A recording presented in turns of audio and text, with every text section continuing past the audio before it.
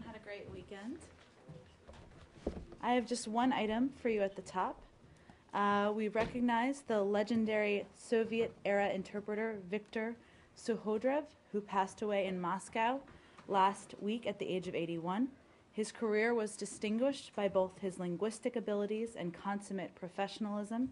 As a constant fixture during difficult discussions between U.S. and Soviet leaders, he earned the respect of several U.S. presidents. We extend our condolences to his family, friends, and former colleagues. Matt? So everything's fine with Russia now, huh? Well, I think, Matt, we can all recognize the important role he played in history. Well, I'm sure we'll go back to Russia in a second, but I want to start with China. China. And I want to start with the Justice Department's announcement this morning. I've got a couple questions about it, but the first one is, have you asked the Chinese, I realize that this is a Justice Department thing, but you guys, this building is the courier, as it will, if you will, for extradition requests, that kind of thing.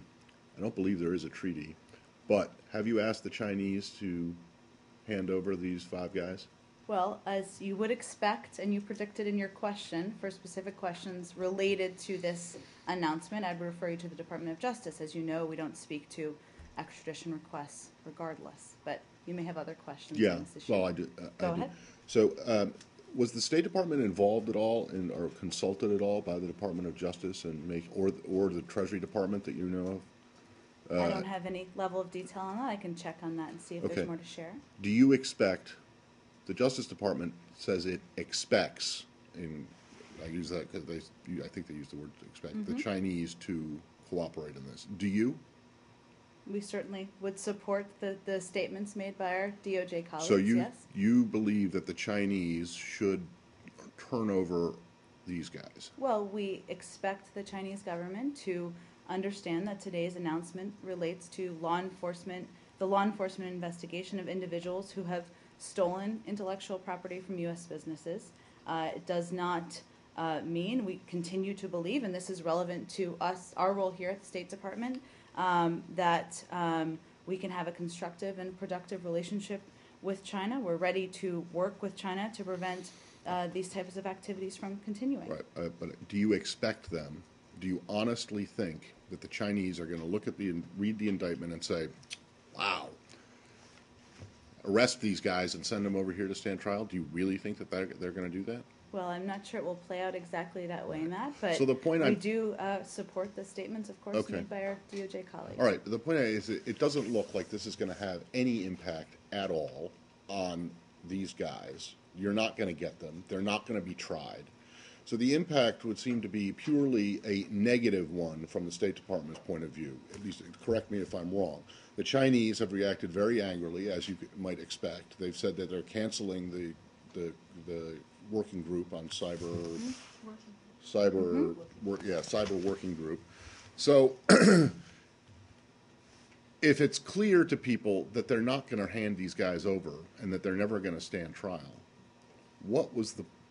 how could this building possibly have gone along with or agreed to something that really just unnecessarily puts a major crimp in the relationship? Again, Matt, this was a DOJ action. So you weren't consulted? I will check and see if there's more to say on that question, but this was a DOJ action. It is consistent with the concerns we've candidly raised with the Chinese government on these issues. So today's announcement is consistent with those growing concerns. At the same time, we believe that dialogue around these issues is something that we should continue to have, and we believe we can have with the Chinese. So do you have a specific reaction? Are you disappointed that they've decided to We do. We regret suspend China's decision on the suspension of activities of the working group. We continue to believe that dialogue is an essential part of resolving these and other cybersecurity concerns. Do you agree with the Chinese that the U.S. has displayed a lack of sincerity in solving issues related to cybersecurity? We certainly would not. No? We again believe that open and frank dialogue on these issues is the best way forward. The Chinese statement says that it is, quote, it is a fact known to all that relevant U.S. institutions have long been involved in large-scale and organized cyber theft as well as wiretapping and surveillance activities against foreign political leaders, companies, and individuals. China is a victim of severe U.S. cyber theft, wiretapping, and surveillance activities goes on. Is that correct? Well, our intelligence activities are focused on the national security interests of the United States. So you- obviously, again, we believe there should be a continuing dialogue on these issues with China, which is why we've been so supportive of a working group. So you cannot deny these allegations, or can you? I don't know. I'm just asking. We if you- collect signals intelligence exclusively where there's a foreign intelligence or counterintelligence. So, service. in fact, so you agree with the Chinese statement on this, but you don't agree that you have shown that it displays a lack of sincerity on your part. I think I made clear we believe that while this is a DOJ action, it's consistent with our concerns we've expressed. Last one. Do you expect the SNED to go ahead as planned, We do, and we certainly think there's a broad array of issues that can be discussed. including this one? Well, we, again, regret China's decision, and we have 2 months, I believe, or about that, until the SNED, so Okay. we're hopeful we'll continue to have that discussion. Go ahead, Joe. In that statement, the Chinese also accused the United States of manufacturing this evidence against the 5 people that they've indicted. Would you like to reply to that? I would point you to the Department of Justice for any specifics on this particular case. And just to follow up, the timing's curious because the SED was announced the back end, middle of last week, and now beginning of this week, we have this DOJ announcement. Just to follow up on Matt's question, how in 6 weeks' time, I think it is, will you be able to hold a comprehensive dialogue with your Chinese counterparts in Beijing when these charges have just been unveiled against 5 of their military? Well, I would remind you that obviously the SNED is a regular meeting that we have with China, with our the Department of Treasury and the economic counterparts in China, and there's been a discussion about dates for several months now. So I wouldn't relate the two, but certainly we believe that there is a robust conversation we can have about a range of issues. We regret, of course, the decision about the suspension of activities related to the cyber working group, but we continue to believe that dialogue on these important issues is the best way forward. But the working group was actually launched at one of these SEDs. That's true. I think it was either last year or the year before in Beijing. I don't remember exactly which. So it's a relatively new body, and it arose out of the talks that you have at this level. The fact that they've now suspended their participation in the cyber working group doesn't augur very well for the outcome of SED talks in Beijing in July. Again, Joe, and I'm sure we'll talk about this more as we get closer and preparatory meetings continue for the SNED. But as you know, there's a broad agenda that is discussed and focused on at the SNED. We have some time here. Obviously, a discussion around cyber issues is one that we think is important in a range of formats. Can I just ask if Secretary Kerry has been in touch with any of his Chinese counterparts at all, in a kind of heads up or warning that this was coming today? He has not been. This is a DOJ action. So Thank go you. ahead. You have mentioned the dialogue between the U.S. and China is very important. So specifically, will you approach the Chinese government to talk about this issue? Well, we have approached and we have been working with the Chinese government over the course of the last several months on cyber issues, concerns we have about these issues, and we think that's the best venue for moving forward.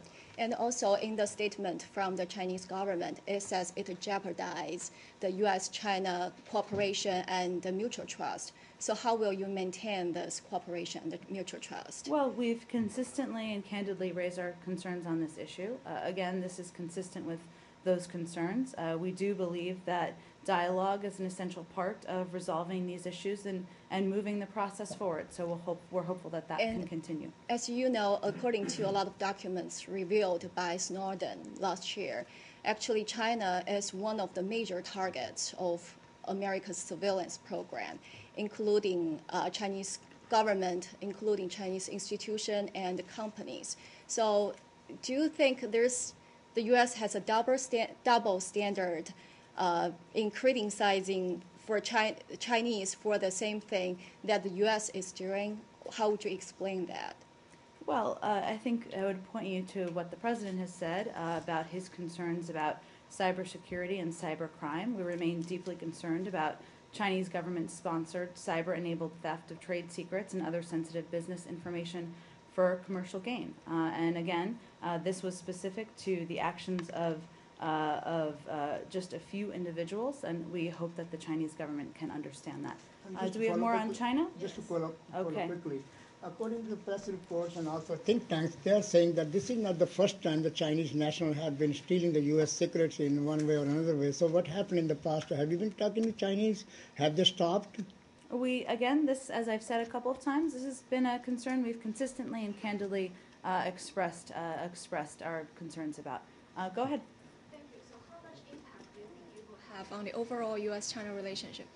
Well, again, we remain committed to developing a constructive and productive relationship with China. We work together on a range of issues. We're ready to work with China to prevent this activity from continuing, and we believe dialogue is the best way forward. Go ahead in the back.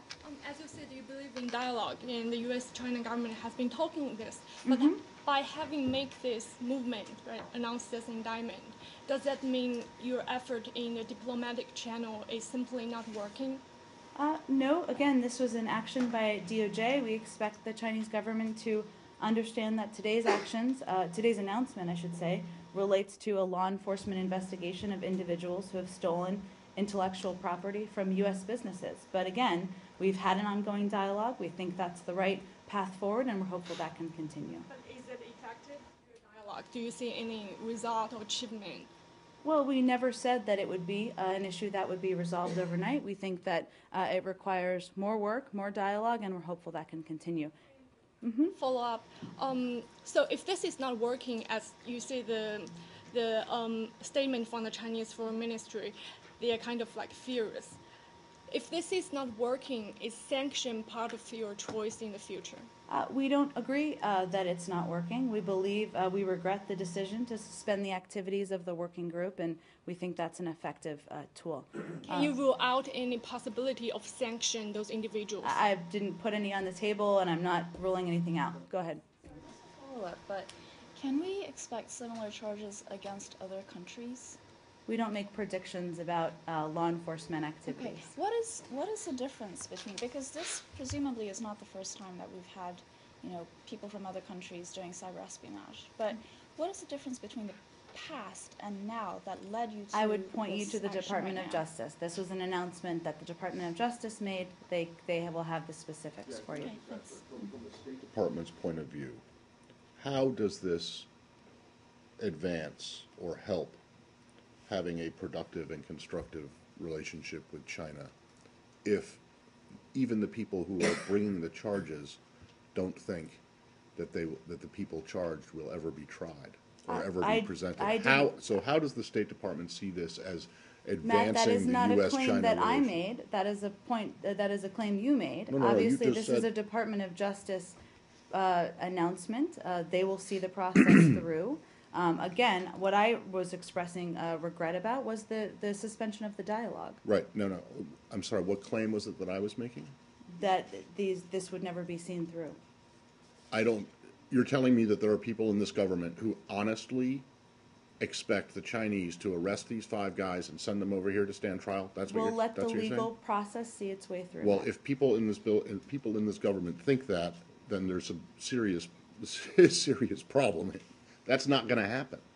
I mean, it's not going to happen, and you can tell even from the Chinese have said they withdraw this indictment, or it's a mistake or whatever. It says U.S. China laws process with the U.S. right after this. Correct its mistake and withdraw the indictment.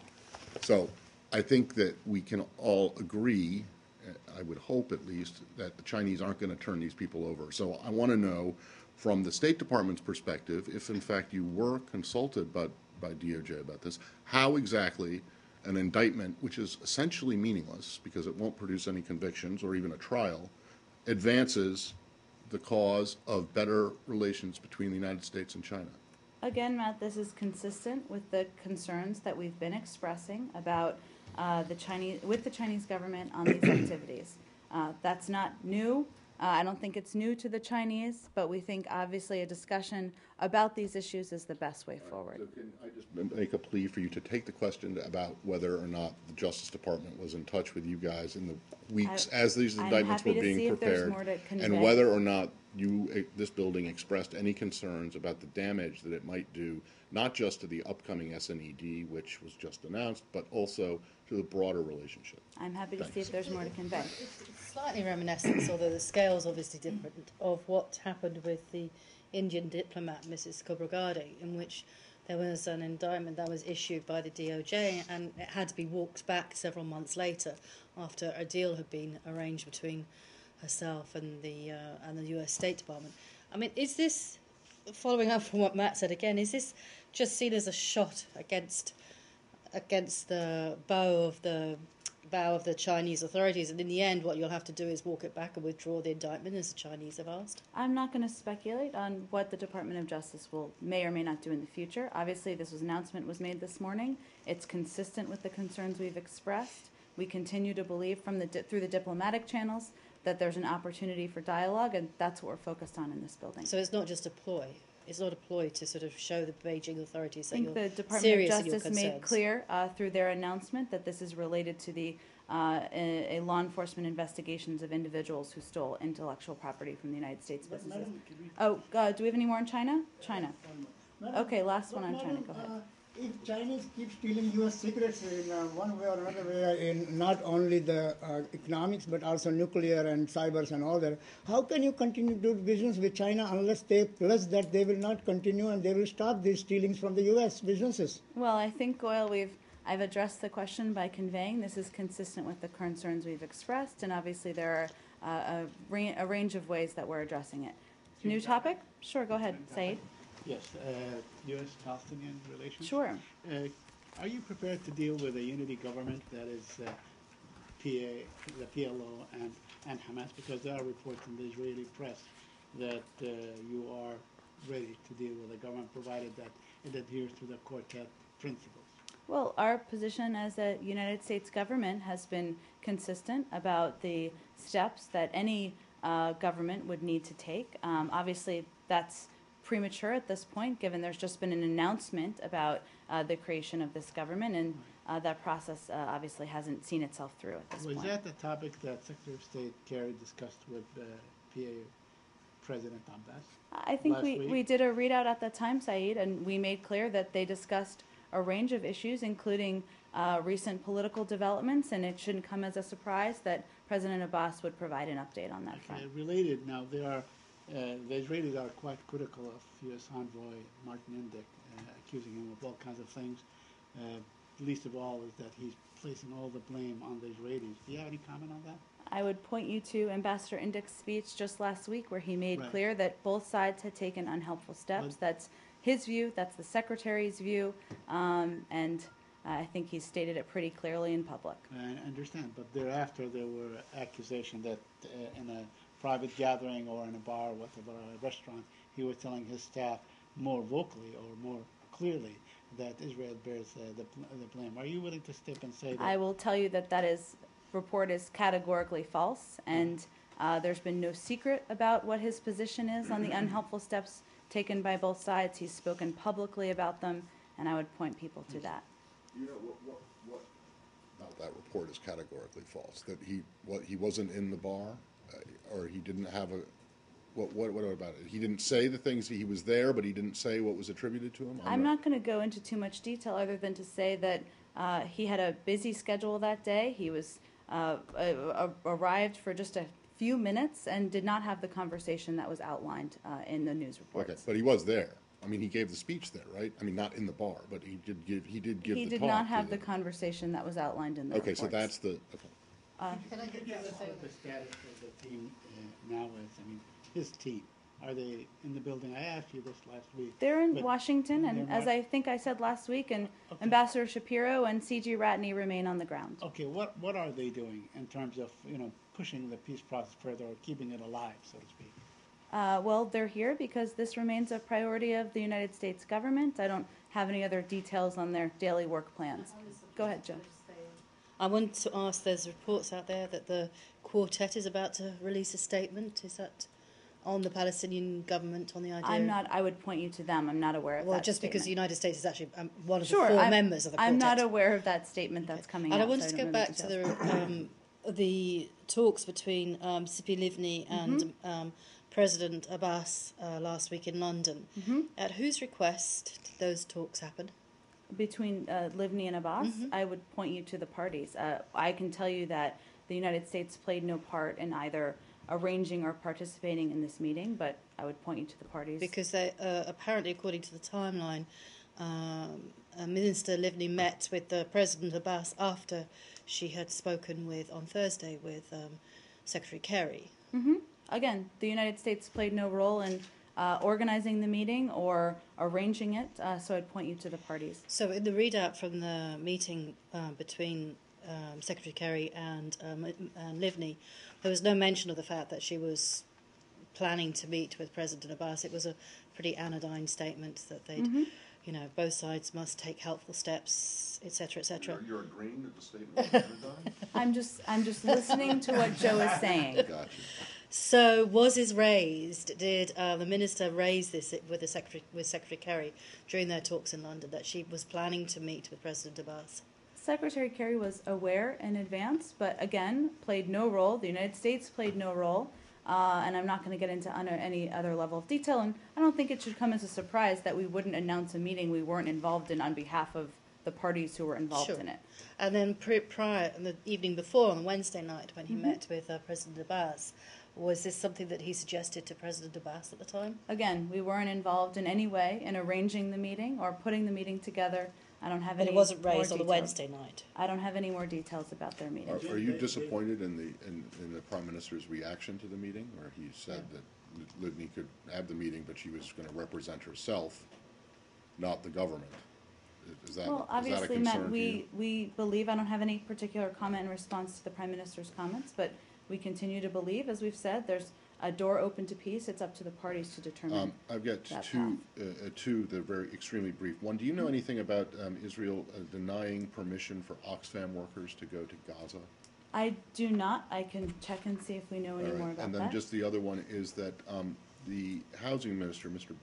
Bennett, I believe, not the housing minister, Mr. Bennett, the member of Prime Minister Netanyahu's cabinet, has suggested a formal annexation of Area C and is pushing this forward. I'm presuming, given your past statements about this area, that that's something that you would oppose, but I just wanted to make sure. That is a safe assumption. I haven't discussed that specifically with our team, but that Okay, is a safe assumption. could you ask then, just to find out if this is a concern, the possibility that he might push this idea forward, if this is a concern of the U.S., and if it is, have you raised it with Prime Minister Netanyahu? I'm happy to see if there's more to share on that front. More on the Quick peace follow- process? Yeah, just a quick Okay. follow-up. The Israeli Foreign Minister, Mr. Lieberman, said that the Israelis must look elsewhere other than the PLO and the PA as Palestinian counterparts. Do you agree that the PA is no longer a partner in this process?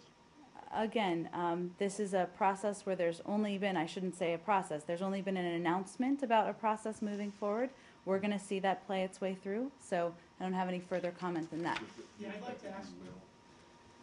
If in fact they go, if it's tomorrow or if it's whenever, will you have some kind of I'm reaction sorry, which to piece? unity government?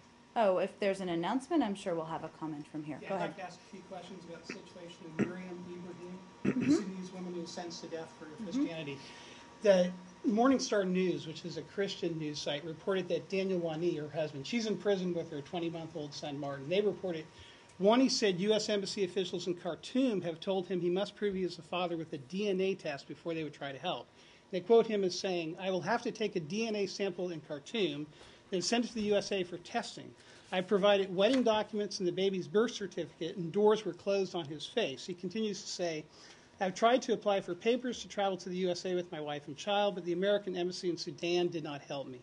My son is an American citizen living in a difficult situation in prison. First, is Miriam Ibrahim's husband, Daniel Wani, a U.S. citizen? And is that 20-month-old boy in prison, by virtue of being his son, also a U.S. citizen? Well, I don't have any more details on this than what the statement the White House put out.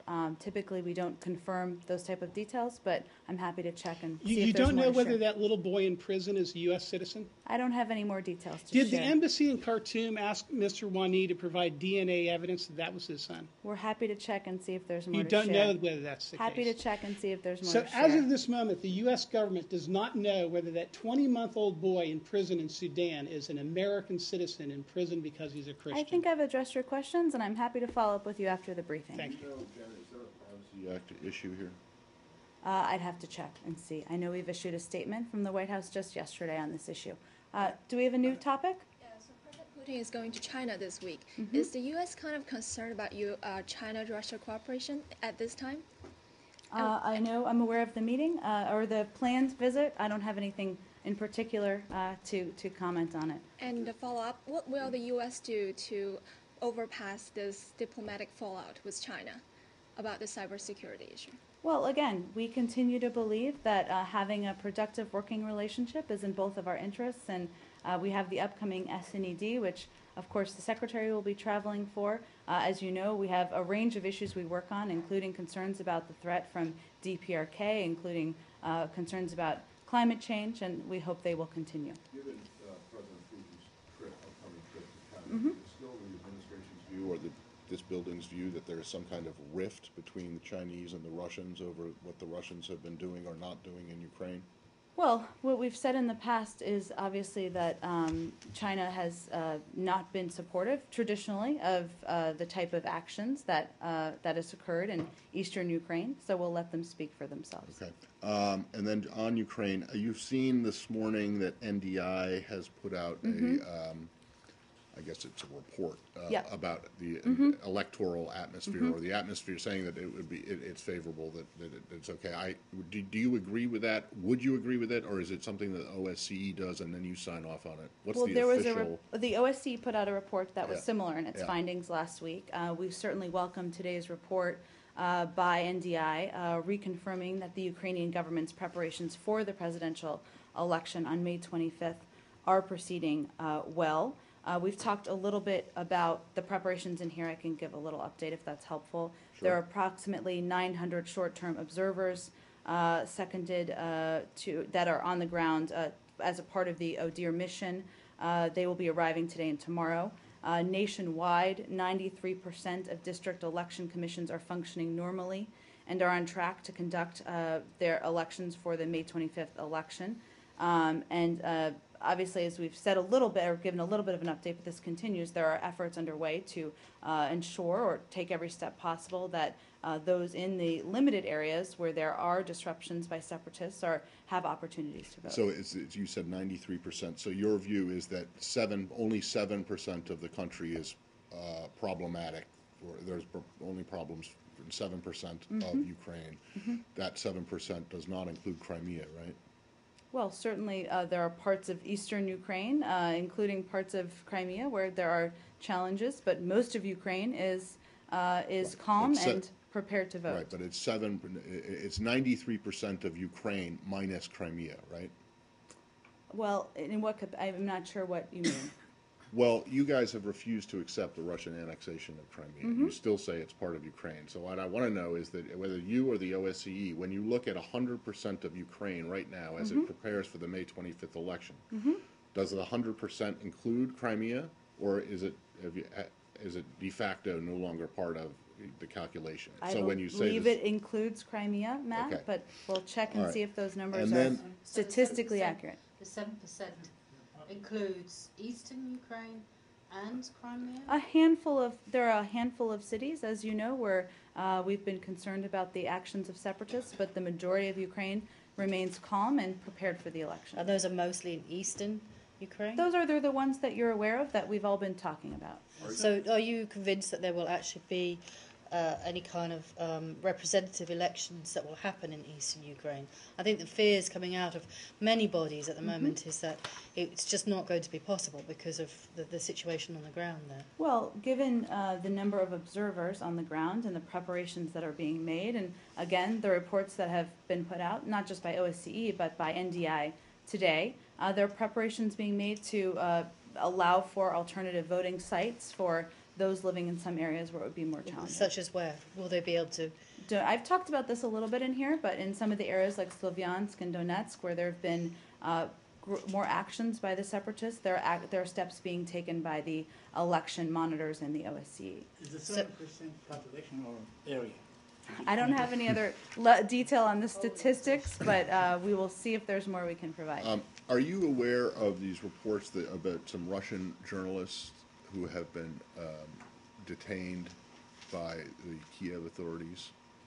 Are you aware of this? I have not seen those specific Okay, reports. there is concern in Russia, from many Russians, that these guys have been detained and they're not being released. And I would like to know, one, if you're not aware of it, can you look into it and tell us what you think about it?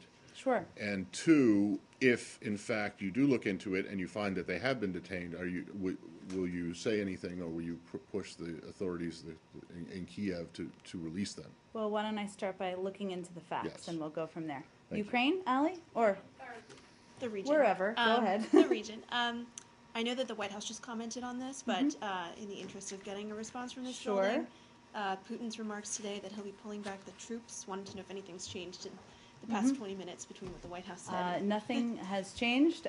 We have still seen no evidence of such movement. I would remind you that this is a similar announcement was made last week, and we didn't see any evidence of movement at that time. And again, just to reiterate the fact that Russia has been maintaining significant forces in recently constructed in areas along Ukraine's borders remains of great concern to the United States, and we haven't seen any change despite the public comments.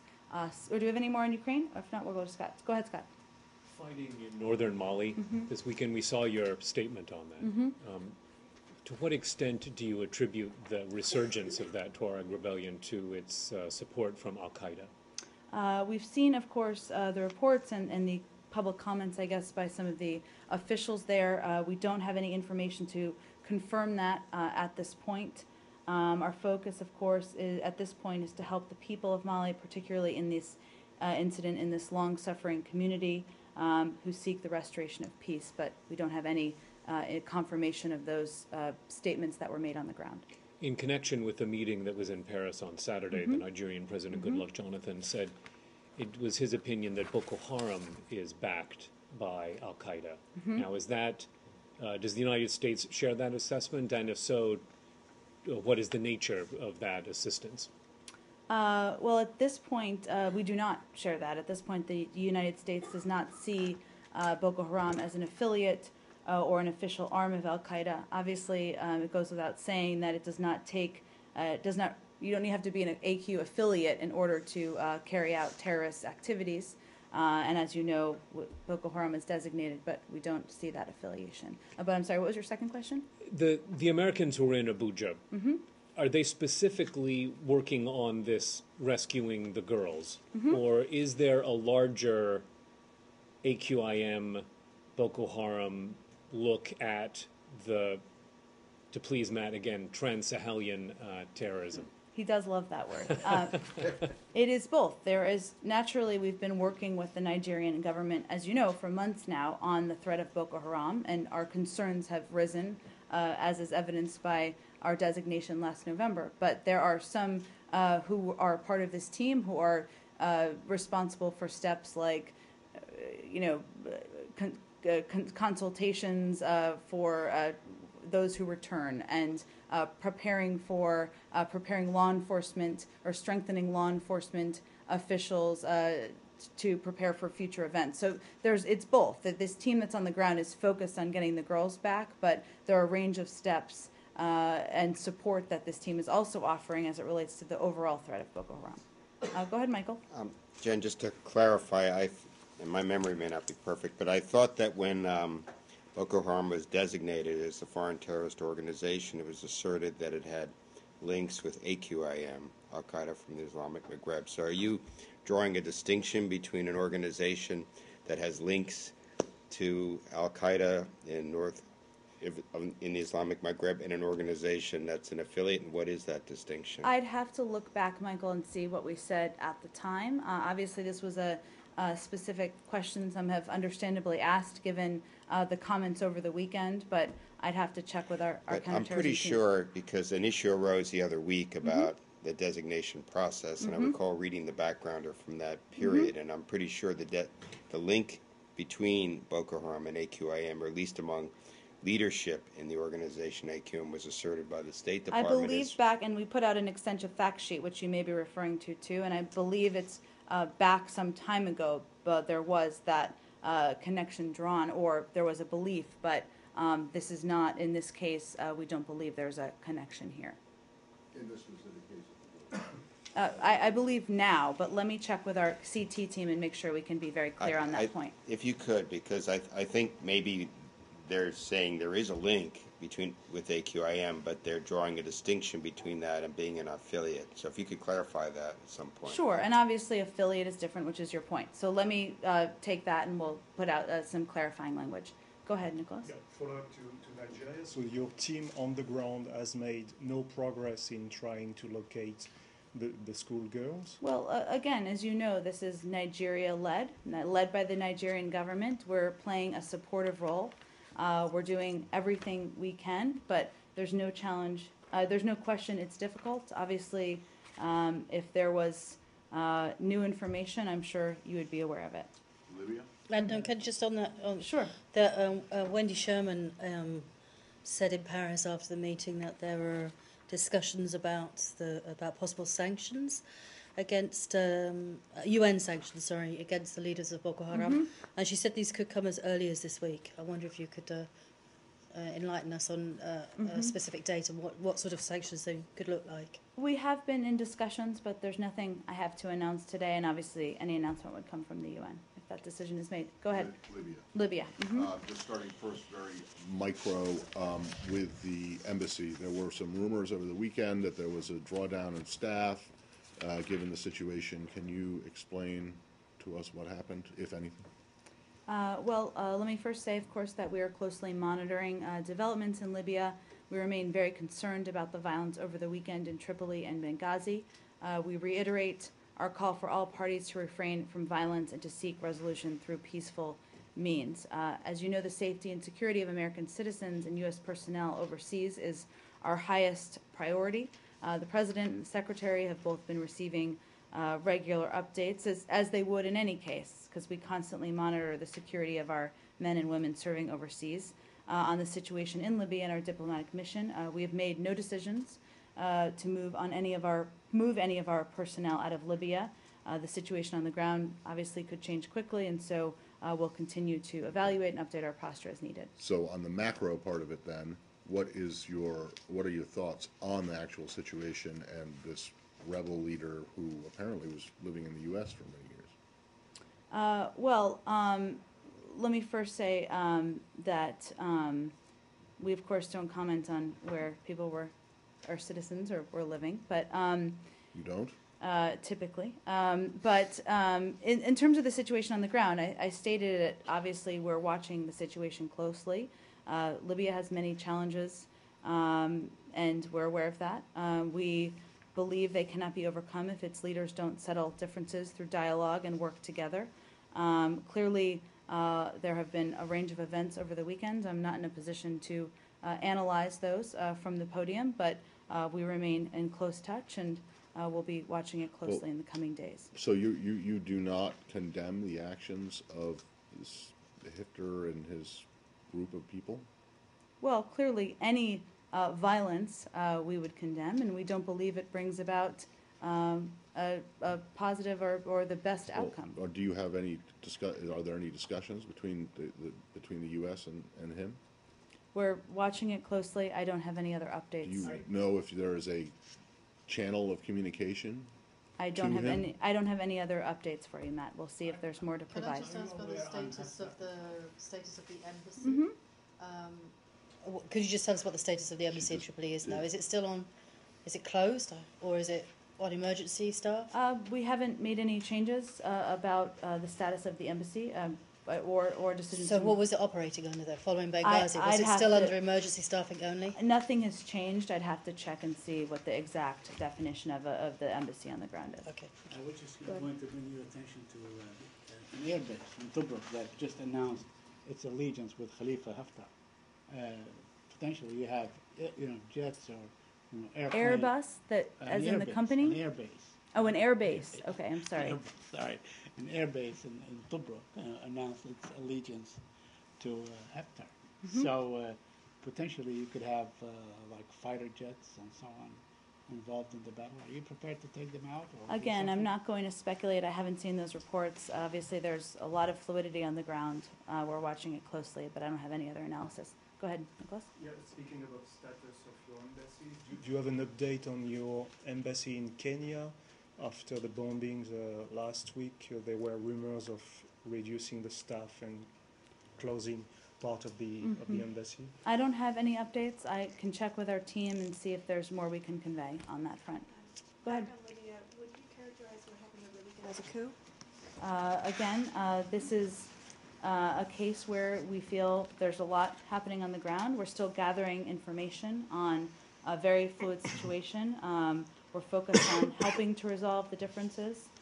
We support, as you know, democratic and peaceful means to bringing about stability in Libya, but there's a great deal of fluidity on the ground, so I don't have any other analysis today. And one other related question.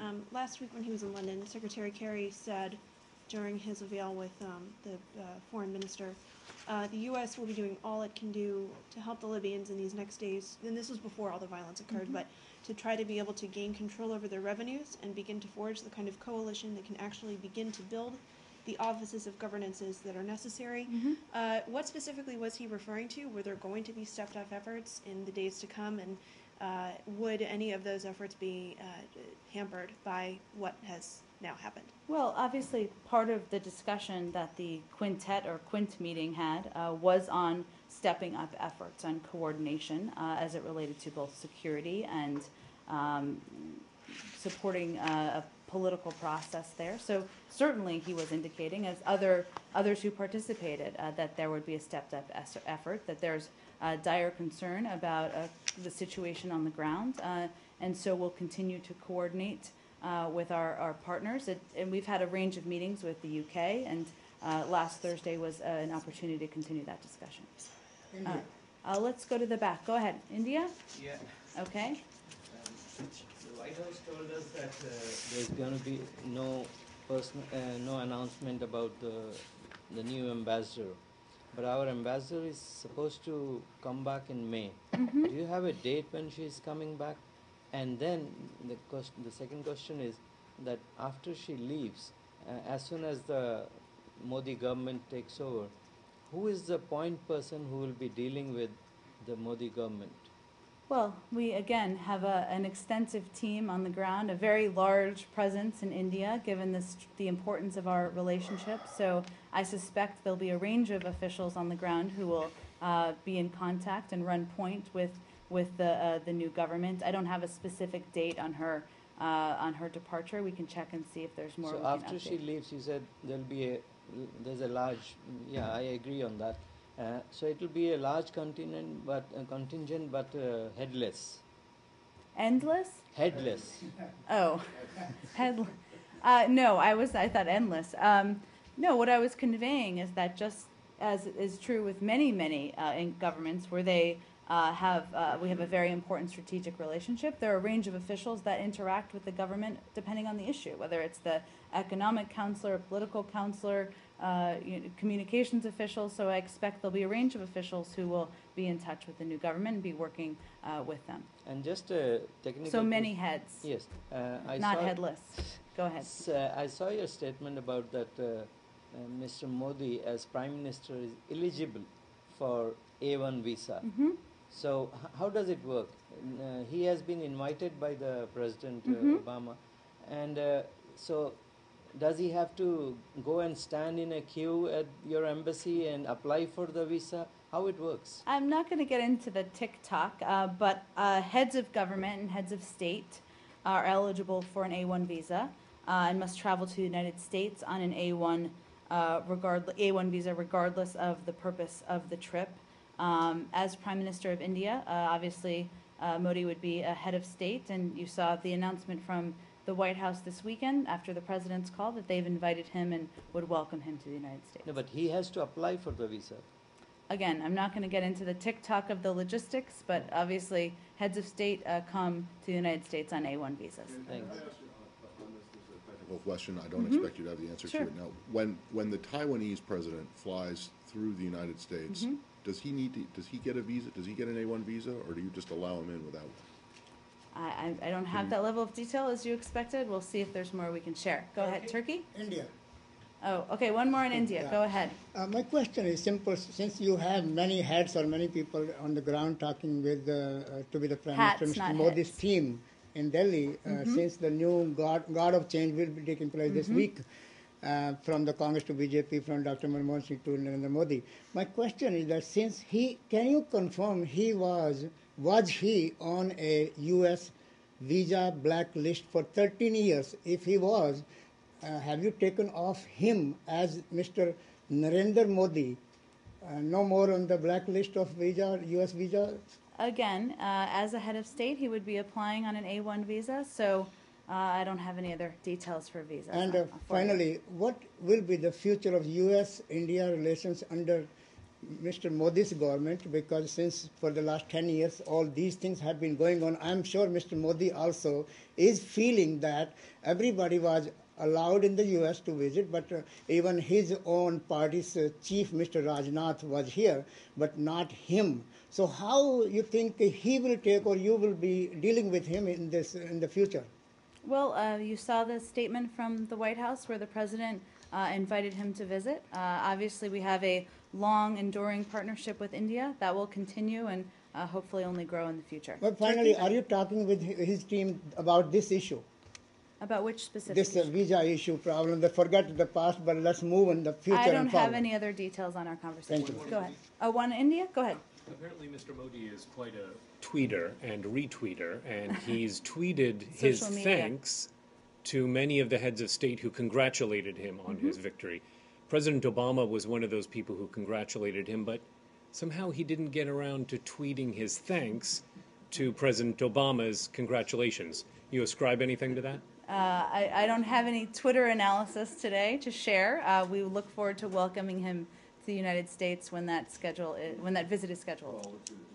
He has now mentioned it, but it was very, very late, and it came after a whole bunch of people that you consider at the moment to be rogues, like President Putin and others. Does it bother you at all that the President of the United States was so far down on the list of Mr. Modi's priorities? I think our relationship between the United States and India is so strong and enduring, we won't worry about the Twitter rank order. Okay, can I ask you a brief, extremely Sure. brief one on Kenya? On Friday, or on Saturday, was it, that you put out the new travel warning talking Friday about or how... Saturday, yes. Whenever it was, talking about looking at the staffing with an eye toward reducing the staff. Has that begun, the reduction?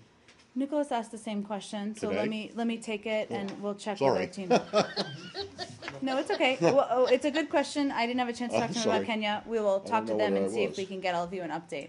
Sorry. Thinking of your Twitter question. I'm sorry. Calculating it. It has Go been- ahead, Turkey. It has been 6 days that the mining blast happened. You issued statements. You also stated that United States is ready to assist if there is a need. Have you been asked for any help? We have not, to our knowledge, the government of Turkey has not requested international assistance at this point. We stand ready to provide assistance to Turkey should it be requested. As we noted in our statement, we of course, and let me reiterate our heartfelt condolences to the family and friends of those who lost their lives in the tragic mining accident last week. There have been protests going on in various cities in Turkey, including Soma, where this mining accident happened, and they all were confronted by the police force. Do you have any comment on these events are going on for a few days now? Well, we are following, of course, the reports of protests in the wake of this terrible tragedy. We support, as you know, freedom of expression and assembly, including the right to peaceful protest, as fundamental to any democracy. So we will continue to watch that, but those are our views. I have one more. Go ahead. The Prime Minister went to visit Soma a few days ago, and there were a couple of videos surfaced that went viral one of them apparently, or I'd like to get your take on that. He appeared to be slapping a citizen in the Soma. Did you see that? If you saw that, what's your take on that? Well, we saw the range of videos that have been out there. Of course, we reject the apparent use of unprovoked violence against demonstrators and urge accountability according to Turkey's rule of law. And the last question, there was another video. It was very much clear that Prime Minister Erdogan heard saying, if you boo or protest a leader of a country, you deserve a slap. This was pretty clear. Do you have any comment on that? We've seen the reports of them. I don't have the specific language. Obviously, if there were offensive comments made, we'd, of course, condemn those, but I think there's some confusion on that front. This goes to the allegedly anti-Semitic comments that he made? That's what you're talking about? You don't know that he actually said them? Is that No, what we've you're saying? seen them. If that is the actual language that was used, we'd, of course, condemn that language, but I believe there's some confusion over the All right, and I just wanted to, do you have a broader thoughts on the Turkish response? Is it, the Turkish response, particularly to the protests?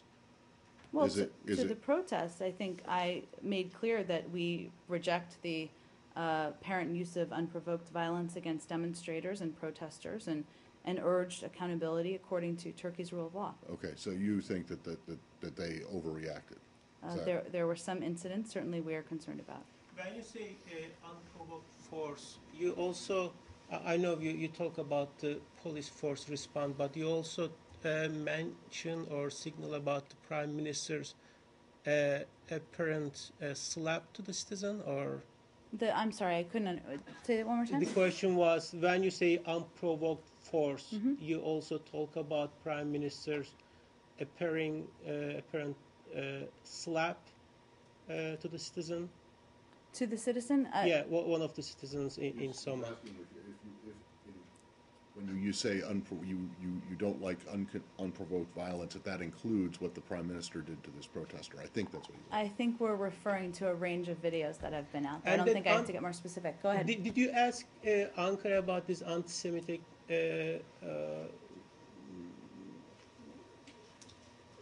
slurs? Reports? Again, we're in close touch. I'm not aware of a conversation about that. But can I just ask about another incident that happened, but this time in North Korea?